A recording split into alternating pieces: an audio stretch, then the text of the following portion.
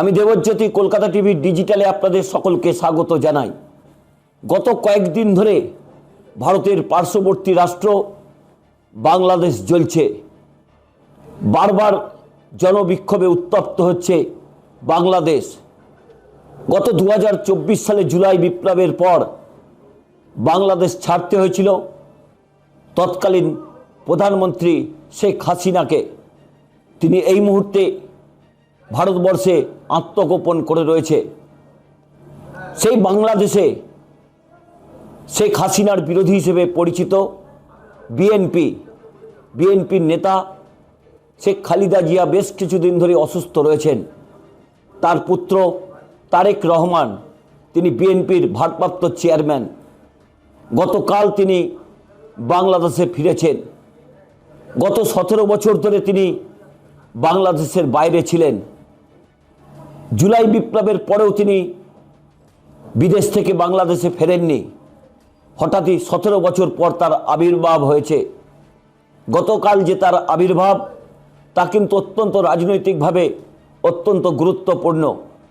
আগামী ফেব্রুয়ারি মাসে কি বাংলাদেশে নির্বাচন হবে?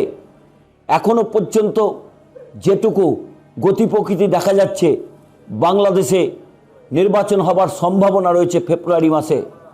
কিন্তু ইউনূস প্রশাসন, যিনি ভারপ্রাপ্ত দায়িত্ব নিয়ে প্রধানমন্ত্রীর পদ সামলাচ্ছেন, তিনি কি রাজি হবেন ফেব্রুয়ারি মাসে নির্বাচন করতে? কারণ গত কয়েকদিন আগে জুলাই আন্দোলনের নেতা হাদির মৃত্যুর পরেই উত্তপ্ত হয়ে উঠেছে বাংলাদেশ। তারপরেই কিন্তু দীপু দাসের মৃত্যু হয়েছে। সেই হিন্দু ছেলেকে যেভাবে মর্মান্তিক কায়দায় মারা হয়েছে, সেই ছবি সমাজ মাধ্যমে ভাইরাল। সেই কলঙ্কিত অধ্যায় ঘুচিয়ে বাংলাদেশকে আবারও স্বমহিমায় ফিরতে পারবে?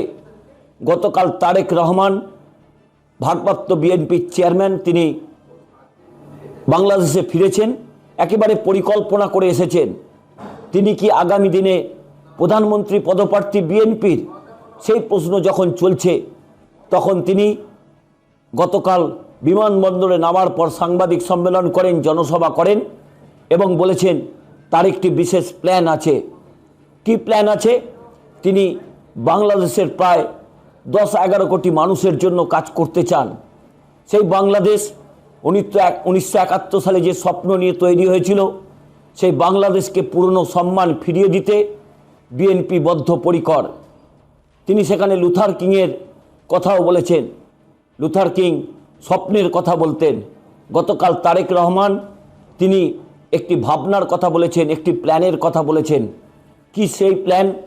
গতকাল তিনি বাংলাদেশে ফিরেছেন 17 বছর পর। কি প্ল্যান তা জানার জন্য অপেক্ষা করতে হবে আরও কয়েকটা দিন। কিন্তু যেভাবে তার রাজ্যাভিষেকের মতো বাংলাদেশে তিনি ফেরত এলেন, তা নিয়ে রাজনৈতিক মহলে যথেষ্ট প্রশ্ন উঠছে। কারণ তিনি যে বক্তব্য গতকাল রেখেছেন, বাংলাদেশের সাধারণ জামাত সমর্থকরা কতটা মেনে নিতে পারবেন? তারেক রহমান বলেছেন বাংলাদেশ সেই বাংলাদেশ যে বাংলাদেশের স্বপ্ন দেখেন একজন মা। 1971 সালে যেভাবে বাংলাদেশ নতুনভাবে স্বাধীন হয়েছিল, সেই বাংলাদেশে হিন্দু, মুসলমান, শিখ, খ্রিস্টান সবাই একসাথে থাকতেন। সেই বাংলাদেশের স্বপ্ন দেখছেন তারেক রহমান। কিন্তু যেভাবে হিন্দুদের উপর বাংলাদেশে অত্যাচার চলছে, যেভাবে জামাত হিন্দুদের দেখলেই তাদের উপর রেড়ে করে তেড়ে যাচ্ছেন, সেই জামাত নেতারা আগামী দিনে কি বিএনপির নেতা এই তারেক রহমানকে শান্তিতে থাকতে দেবেন? কারণ ইতিমধ্যেই বাংলাদেশের এই বিচ্ছিন্নতাবাদী সংগঠনের পক্ষ থেকেও কিন্তু একেবারে মুসলিম রাষ্ট্রের পক্ষে তারা সওয়াল করছেন। সেই জায়গাতে তারেক রহমানের এই বক্তব্য অত্যন্ত রাজনৈতিকভাবে গুরুত্বপূর্ণ। কিন্তু এখন বাংলাদেশ ভারতের পার্শ্ববর্তী রাষ্ট্র, কোন পথে চলবে? বাংলাদেশ কি তার পুরনো সম্মান ফেরাতে পারবে? যে স্বপ্ন তারেক রহমান দেখছেন, সেই তারেক রহমান গতকাল বলেছেন তার বাংলাদেশ নিয়ে একটি প্ল্যান রয়েছে। কিন্তু তিনি বিভিন্ন ধর্মের মানুষকে নিয়ে বাংলাদেশ তৈরি করতে চান। কিন্তু বাংলাদেশে যেভাবে স্বৈরাচারী শাসনের কথা তিনি বলেছেন, যে গত 15 বছর ধরে শেখ হাসিনার স্বৈরাচারী শাসন ছিল, বাংলাদেশের সাধারণ মানুষের বাক স্বাধীনতা ছিল না, অন্য রাজনৈতিক দলগুলি এখানে কাজকর্ম করতে পারতেন না, আন্দোলন করতে পারতেন না।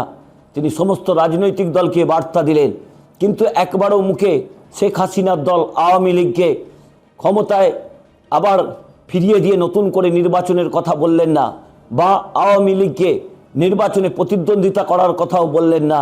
তাহলে কি তিনি শুধুমাত্র বিএনপির কথাই বলেছেন? কারণ তিনি চাইছেন সেই বাংলাদেশ, যে বাংলাদেশ একজন মায়ের স্বপ্ন, যে বাংলাদেশ বিভিন্ন ধর্মের মানুষকে নিয়ে, হিন্দু, মুসলমান, শিখ, ইসাইকে নিয়ে থাকতে ভালোবাসে, সেই বাংলাদেশের কথা বলেছেন। কিন্তু একবারও শেখ হাসিনার নাম তিনি মুখে আনেননি। সেই বাংলাদেশে শেখ হাসিনার দল আওয়ামী লীগ কি আগামী নির্বাচনে প্রতিদ্বন্দ্বিতা করতে পারবেন, সে কথাও তিনি বলেননি। কিন্তু গত কয়েক বছর ধরে, অর্থাৎ জুলাই বিপ্লবের পরে যে বাংলাদেশের বিচ্ছিন্নতাবাদী শক্তি মাথাচাড়া দিয়েছে, সেখানে তারেক রহমানের দল বিএনপি কতটা শান্তিতে থাকতে পারবে তা নিয়েও প্রশ্ন উঠছে।